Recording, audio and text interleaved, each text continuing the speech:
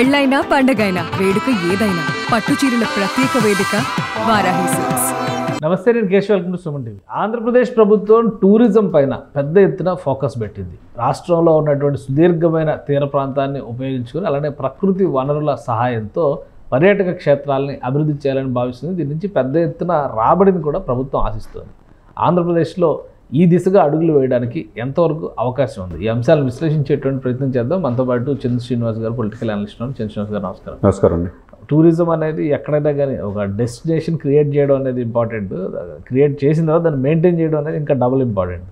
ఇప్పుడు ఆంధ్రప్రదేశ్లో గత 5 ఏళ్లలో అసలు టూరిజము, పర్యాటక రంగం పూర్తిగా కుదేలైంది అనేటువంటి విమర్శ ఉంది. దానికి భిన్నంగా ఆ ఇమేజ్ని తుడిచిపెట్టడం ఒకటి, ఇక్కడ ఇన్ఫ్రాస్ట్రక్చర్ డెవలప్మెంట్ ఒకటి. ఈ రెండింటికి సరిపడా వనరులు కానీ సౌకర్యాలు కానీ ఆంధ్రప్రదేశ్కి ఉన్నాయా? ప్రభుత్వం టూరిజం పాలసీ పేరుతో ప్రకటన చేసింది. దాన్ని యథాతథంగా అమలు చేయాలన్నా కానీ ఫండింగ్ కావాలి. ఎలా ముందడుగు వేసే అవకాశం? అంటే తీర ప్రాంతం గుజరాత్ తర్వాత ఈ దేశంలో ఉండి కూడా గత 5 సంవత్సరాలు నిర్లక్ష్యానికి గురైంది. 974 కిలోమీటర్ తీర ప్రాంతం ఉండి గోదావరి జిల్లాలో సస్యశ్యామంగా కేరళని తలపించే గోదావరి కొబ్బరి తోటలు ఉన్నాయి, మంచి పర్యాటక ప్రాంతాలు ఉన్నాయి. కానీ ఎందుకు డెవలప్ చేసుకోలేకపోయాం అనేది భవానీ ఐలాండ్ కావచ్చు, అటువంటి హిస్టారికల్ ప్లేసెస్ ఉన్నాయి. ఉండి కూడా మనం ఎందుకు 5 సంవత్సరాలు నిర్లక్ష్యం గురయ్యాం అనేది అందరూ ఇప్పుడు ఆలోచిస్తున్నారు. ఏదైనా కేశవ్ గారు, ఏ దేశమైనా ప్రామాణికంగా తలసరి ఆదాయం పెరగాలన్నా, ఇతర దేశాల నుంచి పర్యాటకులు రావాలన్నా, ఆ దేశం ఆర్థికంగా సుభిక్షంగా ఉండాలంటే టూరిజం మనం చూసాం. మిగతా మన నైబర్ కంట్రీస్ చూసుకుంటే మన దేశ సరిహద్దులన్నీ అన్ని దేశాలకు టూరిజంతో బాగా డెవలప్ అవుతున్నాయి.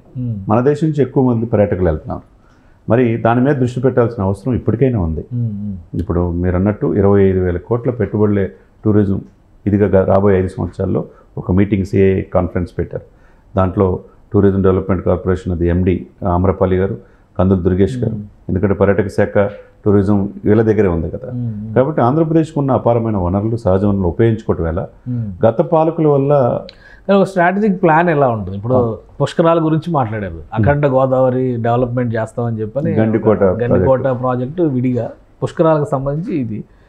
అక్కడ ఇన్ఫ్రాస్ట్రక్చర్ డెవలప్ చేసి పర్యాటకాన్ని ఆకర్షించే ద్వారా ఓన్లీ పిలిగ్రిమ్ సెంటర్లుగానే ఇవి మారే అవకాశం ఉంటుంది. లేదండి, అది పర్యాటకులకి ఆకర్షిస్తేనే అక్కడ ప్రపంచ బాహుల్యంలోకి వస్తుంది. ఇప్పుడు వీళ్ళు చెప్పింది ఏంటంటే, గతంలో లాగా మీకు ఇబ్బంది పెట్టడం, మీకు వెసులుబాటు, ఇమ్మీడియట్గా పర్మిషన్స్ ఇస్తాం, కంపెనీలు రాండి ఇన్వైట్ చేస్తున్నాయి. టూరిజం, హోటల్ ఇండస్ట్రీ కావచ్చు, మిగతా పర్యాటకులు. మీరు అన్నట్టు ఇనీషియల్గా పెట్టుబడి పెట్టడానికి ముందుకు ప్రైవేట్ కంపెనీలు కూడా రావాలి. టూరిజం డెవలప్ చేయాలంటే, అక్కడ వనరులు బాహ్య ప్రపంచాన్ని తెలియాలంటే. ఇప్పుడు 7 మంత్రులు కలిసినప్పుడు కూడా 7 ప్రాజెక్ట్స్ ఓకే చేయించారు. ఎవరు? Honourable deputy CM Pawan Kalyan garu. దాంట్లో మీరు చెప్పిన అఖండ గోదావరి ప్రాజెక్టు కావచ్చు, తర్వాత గండికోట ప్రాజెక్టు కావచ్చు, 142 కోట్ల శాంక్షన్ కూడా అయింది. దాంతోపాటు రోడ్డు కనెక్టివిటీ ఉండాలి. దీంతోపాటు మనం చూసాం, ఎందుకంటే టూరిజం మీద మొదటి నుంచి కూడా దృష్టి పెడుతున్నారు చంద్రబాబు నాయుడు గారు.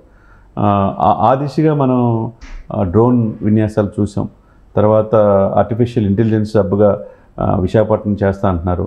దాంట్లో వీటన్నిటికీ అసలు నిర్వహణకి సంబంధించి డబ్బులు ఎక్కడి నుంచి వస్తాయి? వీళ్ళు ప్రణాళికలు అయితే రెడీ చేస్తున్నారు. మొత్తం కేంద్రం మీద ఆధారపడమేనా, లేదంటే ఆల్టర్నేటివ్ రెవెన్యూ సోర్సెస్ ఏమైనా ఉన్నాయి? ఆల్టర్నేట్ ఉండాలండి. ప్రభుత్వ ప్రైవేట్ భాగస్వామ్యంలో వస్తుంటాయి ఎక్కువగా టూరిజం చేయాలంటే. ఇప్పుడు దిండి రిసార్ట్స్ ఉంది, టూరిజం గోదావరి జిల్లాలో ప్రదర్శనలు ఉంది. మీరు చెప్పినట్టు గత 5 సంవత్సరాలు నేను లాస్ట్ సంక్రాంతికి వెళ్ళినప్పుడు చూస్తే అది ఎవరు కూడా మెయింటెనెన్స్ లేదు. మెయింటెనెన్స్ కరెక్ట్గా ఉన్నప్పుడే యాత్రికులు వస్తారు, దాని ద్వారా రెవెన్యూ వస్తుంది. అది లేనప్పుడు గవర్నమెంట్ ఎంత చేసినా ఉపయోగం లేదు. కాబట్టి ప్రైవేటు భాగస్వామ్యంతో ఇవి డెవలప్ చేయాల్సిన ఆవశ్యకత ఉంది.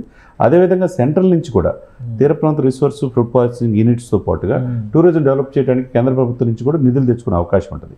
ఎందుకంటే కేంద్రంలో ఇదే కూటమి అధికారంలో ఉంది కాబట్టి ఇక్కడ ఈ రాష్ట్రానికి ఇప్పుడు గత 5 సంవత్సరాల నిర్లక్ష్యానికి గురైన ఈ రంగాన్ని మరింత అభివృద్ధిలోకి తీసుకొచ్చి ముందుకు తీసుకెళ్తే కనుక, నిన్న కమిషనర్ గారు కూడా చెప్తుంది, అది ఆమ్రపాలి గారు, మీకు తీర ప్రాంతం ఉంది, మీకు ఏది కావాలన్నా కూడా పర్మిషన్స్ మేము ముందుకు తీసుకురాగలం.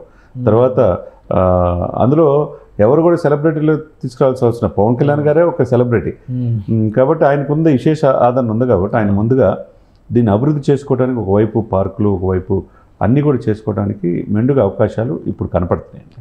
రైట్. థ్యాంక్ యూ చంద్ర శ్రీనివాస్ గారు. ఇది ఆంధ్రప్రదేశ్ ప్రభుత్వం టూరిజం పాలసీని పెద్ద ఎత్తున ప్రమోట్ చేయాలని డిసైడ్ చేసింది. 25,000 కోట్ల పెట్టుబడులు ఆకర్షించేందుకు కావాల్సినటువంటి ప్రణాళికల్ని రూపొందించుకున్నారు. రాబోయేటువంటి పుష్కరాలని ఒక వేదికగా ఉపయోగించుకోవడంతో పాటు రాష్ట్రంలో ఉన్నటువంటి ప్రముఖ పర్యాటక క్షేత్రాల్ని అలానే న్యాచురల్ రిసోర్సెస్ సహజ వనరులుగా ఉన్నటువంటి క్షేత్రాలన్నింటినీ కూడా ప్రమోట్ చేయాలనేటువంటి ఆలోచనతో ఏపీ సర్కార్ ఒక ప్రణాళికని అమలు చేసే ప్రయత్నం చేస్తుందని చంద్ర శ్రీనివాస్ గారు విశ్లేషిస్తున్నారు. ఇది special discussion. Keep watching. Suman టీవీలో మీ పర్సనల్ అండ్ బిజినెస్ ప్రమోషన్స్ కోసం కింది నెంబర్కి కాంటాక్ట్ చేయండి.